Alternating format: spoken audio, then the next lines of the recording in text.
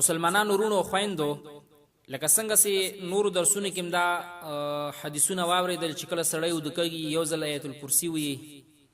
شیطان ته ضرر نشي رسولای او سبوی پورې د لپاره یو خصوصي فرشته ولیاړي د حفاظت کا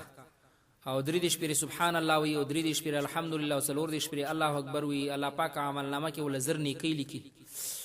نن د قل هو الله احد او د قل اعوذ برب الفلق او د قل اعوذ برب الناس فضیلت اوریدو د کې دوه په وخت کې بخاری شریف په دویم جلد 915 نمبر مخ باندې دا حدیث راغلی دویم جلد د بخاری شریف او 915 نمبر مخ باندې حدیث مبارکه کې څه شی راځي یو ناشنا خبر راځي لګي واورې په غور سره واورې کله سړی ودکږي او د درې سورتونه قل هو الله احد قل اعوذ برب الفلق قل اعوذ برب الناس یو پیروي خپ غور سره واورې قل هو الله احد یو پیروي قل اعوذ برب الفلق یو پیروي او قل اعوذ برب الناس یو پیروي او بیا دا دواړه لاسونه راواخلي او دا دعا غوندي کسړای لپا او بو غراخلي وبونه دغه سه دغه راټول کا او دې کې توفو کا یعنی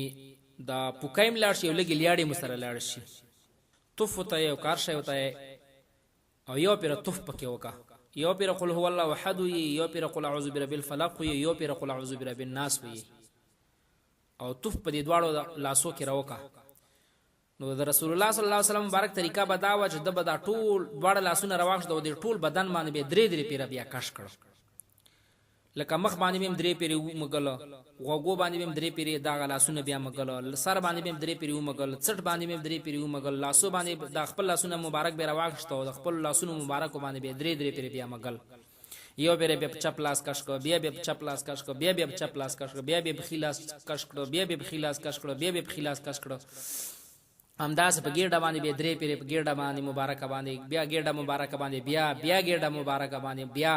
بیا خپو مبارک باندې یو پیر بیا کش کړو بیا کش کړو بیا کش کړو درې پیری په هر بدن په هر حصہ باندې کش کولو لکه دا د رسول الله صلی الله علیه وسلم مبارک طریقه مبارک وا چې کله دای مبارک وفات کېده دومره کلک سنتو او د دنیا نه دای مبارک تلو نو حدیث کې راځي چې عائشه رضی الله عنها د مبارک خپل باندې نشو ویلای عائشه رضی الله عنها ویل او بیا د لاسونو مبارک کې د چوف کړو او بیا رسول الله مبارک لاسونو مبارک راوغشت او بیا رسول الله مبارک په بدن باندې هغه سل څنګه سي د معمولو یعنی په هر ځای باندې به درې پیر کش کولو